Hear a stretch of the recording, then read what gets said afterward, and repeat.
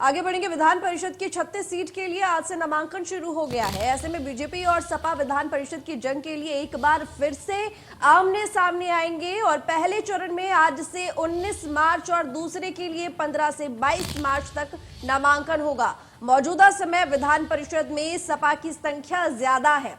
विधान परिषद की 36 सीट के लिए 9 अप्रैल को वोटिंग होगी और 12 अप्रैल को इसका रिजल्ट आएगा।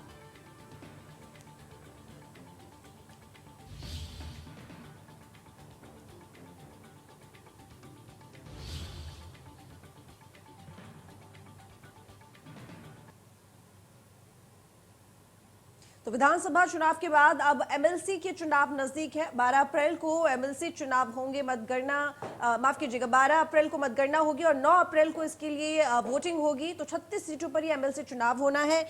अगर बात यहाँ पर एमएलसी चुनाव को लेकर हम ये कहें कि क्योंकि 100 सीटें होती हैं और बहुमत की अगर बात करें तो इस वक्त सबसे ज्यादा अगर सीट है तो वो सपा की है। यहाँ पर बीजेपी के लिए भी नाक का सवाल है।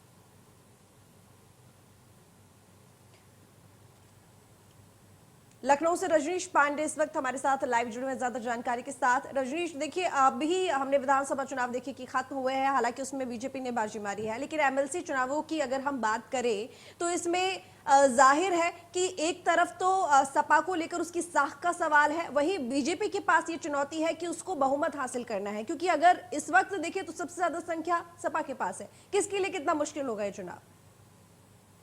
ही फरमाया कि जिस तरीके से विधानसभा के चुनाव में भारतीय जनता पार्टी का शानदार प्रदर्शन रहा, बीजेपी की कोशिश है, उनके रणनीतिकारों की कोशिश है जो रणनीति बनाते हैं, तो बसपा ये एमएलसी के चुनाव में भी कुछ अच्छा। उसका कारण भी है कि जब तक आपके पास उच्च सदन में आपका संख्या अधिक नहीं होगा तब तक बहुत ढेर सारे ऐसे विधेयक होते हैं जिसको आप पारित नहीं करा पाते, तो सरकार के लिए भी चैलेंज होता।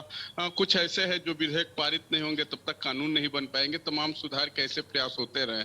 तो जो अपर सदन की अगर हम बात करें कि बीजेपी की कोशिश है, अभी अगर संख्या के लिहाज से बात करें तो जो भी पिछले बार की सरकार रही तो उसमें समाजवादी पार्टी की संख्या अधिक थी, इसलिए तमाम विधेयकों पे अंत तक विवाद बनता रहता था। लेकिन इस बार जो संख्या बल 36 सीटों पे जो चुनाव होने जा रहा है, बीजेपी की कोशिश है कि इस पर क्लीन स्वीप किया जाए, संख्या अधिक हो, क्योंकि अभी जो संख्या है अगर 100 सीटों की बात करें तो 36 विधान परिषद सदस्यों की कार्यकाल खत्म हो गया है। तब उसमें भारतीय जनता पार्टी के पास अगर बात करें तो 35 सीटें हैं, 17 सीटें समाजवादी पार्टी के पास है, 4 सीटें बसपा के साथ है। लेकिन अब अगर ये चुनाव होता है, अगर इसमें Bharatiya Janata party clean sweep नहीं करेगी तो वही हुआ 2017 के सरकार में हुआ था। फिर समाजवादी पार्टी बहुमत में हो गया, तमाम ऐसे इनके विधेयक हो गए जिनको रोड़ा अटकाया जाएगा। जी बिल्कुल, और उससे भी बड़ी बात यहाँ पर यह है रजनीश, क्योंकि अभी हाल ही में सपा चुनाव हारी है, वो यहाँ पर पूरी कोशिश करेगी कि उसकी संख्या यहाँ पर बढ़े, यहाँ जो परिषद के चुनाव हो रहे हैं इसमें, और इसको लेकर वो अपनी रणनीति भी बनाएगी। लेकिन अगर हम सपा के चुनाव को लेकर अगर बात करें कि तो उसके लिए ये जो चुनाव है एमएलसी के चुनाव कितना मुश्किल होंगे, क्योंकि विधानसभा चुनावों में हमने देखा कि टक्कर पूरी थी, लेकिन एमएलसी के जो चुनाव है 36 सीटों पर ये चुनाव होने हैं, जिनमें से 30 सीटें तो ऐसी हैं जो कि बाहर निगम में होने वाले हैं। तो इसको लेकर अगर देखें तो किसका पलड़ा ज्यादा भारी दिखाई देता है, अब बीजेपी का या फिर सपा का? किसकी कौन बाजी मारेगा? देखिए, कोई जनता का चुनाव नहीं होता है जिसमें प्रधानमंत्री नरेंद्र मोदी की वर्चुअल रैली होगी और योगी आदित्यनाथ जी का शंखनाद होगा या अखिलेश यादव रथ यात्रा के सहारे चुनाव जीतेंगे। ये पूरी चुनाव रणनीति का होता है, तोलमोल का होता है, पैसे धनबल बाहुबल का होता है।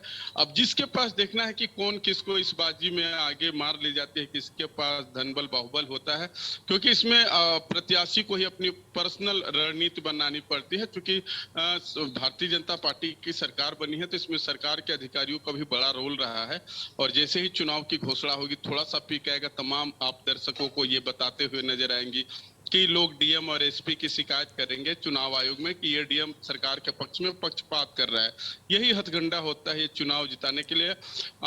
कैमरे पर कहने में कोई गुरेज नहीं है कि इसमें कैसे लोग चुनाव जीतते हैं, कैसे लोगों की सहभागिता होती है, बात छुपी नहीं है।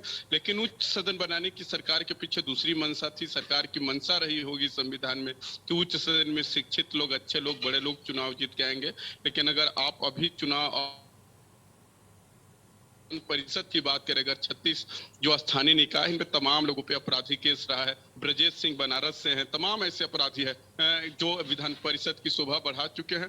थोड़ा सा इंतजार कीजिए, जो भी होगा लखनऊ से पूरी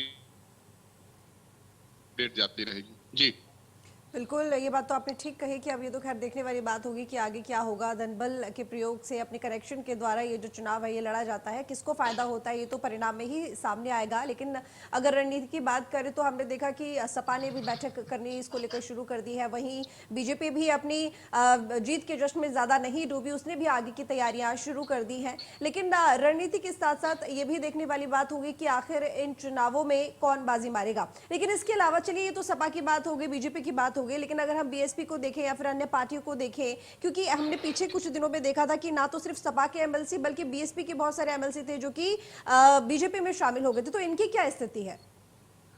देखिए, भारतीय जनता पार्टी में अगर वो एमएलसी शामिल हुए हैं तो इसी बात की उम्मीद में है तो पार्टी उनको कैंडिडेट बनाएगी। अब यही आपने जो कहा, सोचने वाली बात, थोड़ा सा समझने वाली बात है। अगर उनको लगता कि हम समाजवादी पार्टी में रह के चुनाव जीत सकते थे तो पार्टी नहीं छोड़ते। बसपा वाले लोगों को लगता है कि हम बसपा में रह के चुनाव जीत जाए। जो मैंने शुरू में ही कहा कि इसमें धनबल बाहुबल के अलावा प्रशासनिक अधिकारियों की भी मदद की जरूरत पड़ती है। कल्पना कीजिए कि किसी आप प्रधान को डराएंगे, धमकाएंगे तो सरकार के खिलाफ अगर है तो आप तुरंत मुकदमा दर्ज होगा, आपकी गिरफ्तारी होगी, आप चुनाव नहीं लड़ पाएंगे, सारा धारा रहा वहीं पे रह जाएगा, कुछ होगा नहीं। तो वही बात है कि शुरू में चूंकि बहुत सारी चीजें इशारों में ही बताया जाता है। ये जो चुनाव है धलबल बाहुबल और प्रशासनिक, जिस पर तमाम जो विपक्षी पार्टी आरोप लगाती रही है कि सरकारी तंत्र का दुरुपयोग इस चुनाव में हो रहा है। क्या होगा नहीं होगा, लेकिन थोड़ा सा इंतजार करिए, कोई बड़ी खबर होगी जरूर हम अपने दर्शकों के पास विधान परिषद से जुड़ी खबर को अपडेट कराएंगे। जी चलिए, बहुत शुक्रिया आपका तमाम जानकारी के लिए।